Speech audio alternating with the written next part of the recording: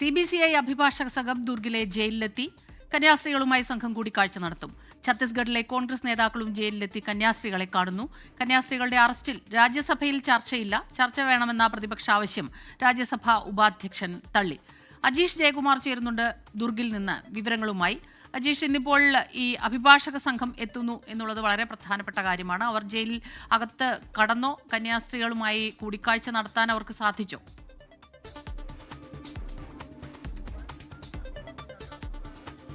അവരകത്ത് കടന്ന് ഈ കന്യാസ്ത്രീകളുമായി സംസാരിച്ചിരുന്നു. പ്രധാനമായും ഈ അവരുടെ ആരോഗ്യനില അതിനെക്കുറിച്ചിട്ടൊക്കെ സംസാരിക്കാൻ വേണ്ടിയിട്ട് കൂടിയാണ് അങ്ങോട്ടേക്ക് എത്തിയത്. ഇപ്പോൾ അവർ പുറത്തേക്ക് വരുന്നുണ്ട്. ഈ കന്യാസ്ത്രീകളെ കണ്ട ശേഷം പ്രധാനമായും ഇതിൻ്റെ ലീഗൽ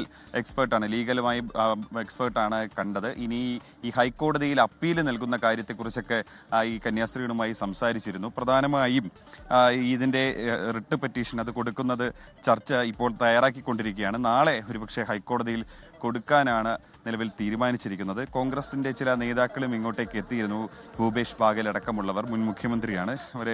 ഇവർക്ക് ഈ ജയിലിൽ ചില അസൗകര്യങ്ങളൊക്കെ നേരിട്ടിരുന്നു എന്ന് കഴിഞ്ഞ ദിവസം ഈ ഇടത് പ്രതിനിധി സംഘം എത്തി കണ്ടതിന് ശേഷം മാധ്യമങ്ങളോട് പറഞ്ഞിരുന്നു. അതിന് ശേഷം ഈ അധികൃതരോട് കാര്യങ്ങളൊക്കെ സംസാരിച്ചുവെന്നാണ് ഭൂപേഷ് ബാഗേൽ അടക്കമുള്ളവർ പറഞ്ഞത്. നിലവിൽ ഈ സംസാരിച്ചതിന് ശേഷം, അതായത് കന്യാസ്ത്രീകളെ കണ്ടതിന് ശേഷം ഇപ്പോൾ പുറത്തേക്ക് വരികയാണ് ഈ ലീഗൽ സംഘം, CBCIയുടെ ലീഗൽ സംഘം. ഇപ്പോൾ നമുക്ക് അവരോട് ഒന്ന് പ്രതികരണം നമുക്ക് തേടി നോക്കാം. സിസ്റ്റർ, എന്തായി കണ്ട് സംസാരിച്ചിരുന്നു? എന്തായി കണ്ട് സംസാരിച്ചിരുന്നു? എന്താ പറഞ്ഞത്?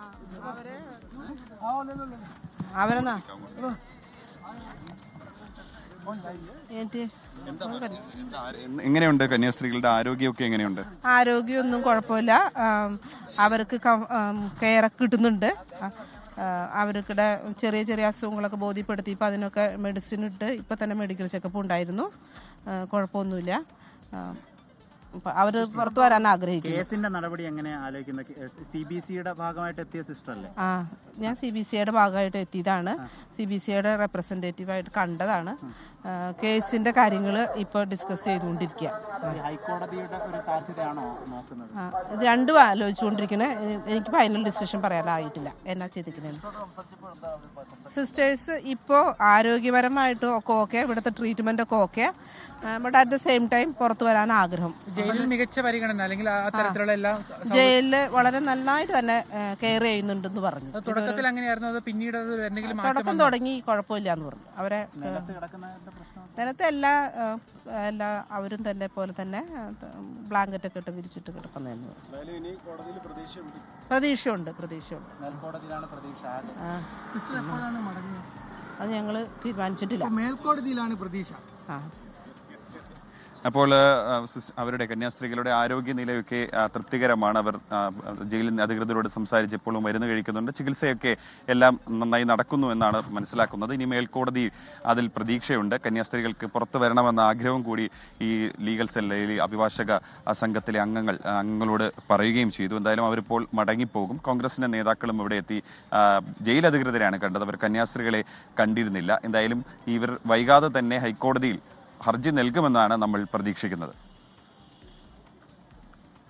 അജീഷ് ജയകുമാറാണ് വിവരങ്ങൾ നമുക്ക് നൽകിയത്. ദുർഗിലെ സ്റ്റേഷന് മുന്നിൽ നിന്നാണ് അഭിഭാഷക സംഘം അവിടെ എത്തി. കന്യാസ്ത്രീകളെ ജയിലിൽ അതിനകത്ത് അവരെ കണ്ടു. അവർക്കിപ്പോൾ വലിയ പ്രശ്നങ്ങളില്ല, ആരോഗ്യ പ്രശ്നങ്ങളില്ല, മരുന്ന് തുടങ്ങിയവ എത്തിച്ചു നൽകുന്നുണ്ട്. വലിയ പ്രശ്നങ്ങളില്ലെന്നാണ് ഇപ്പോൾ നമുക്ക് അഭിഭാഷക സംഘത്തിൽ പ്രതിനിധി നമ്മൾ സംസാരിച്ചപ്പോൾ പറഞ്ഞത്. പക്ഷേ അടുത്ത നടപടികൾ ചർച്ചകൾക്ക് ശേഷമാണ് തീരുമാനിക്കുക. ഹൈക്കോടതിയെ സമീപിക്കണോ അതോ NIA കോടതിയിലാണോ ജാമ്യാപേക്ഷ നൽകേണ്ടത്? ഇക്കാര്യങ്ങളെല്ലാം ഇനിയും ഒരു തീരുമാനമായിട്ടില്ല. അജീഷ് ജയകുമാറാണ് വിവരങ്ങൾ നൽകിയത്. ലോകത്തെവിടെയായാലും ഏത് സമയത്തും 24 വാർത്തകളും ഓഗ്മെന്റഡ് റിയാലിറ്റി പാക്കേജുകളും എക്സ്പ്ലെയിനറുകളും വിശദമായി കാണാൻ ഞങ്ങളുടെ YouTube ചാനൽ നിങ്ങൾക്ക് സബ്സ്ക്രൈബ് ചെയ്യാം.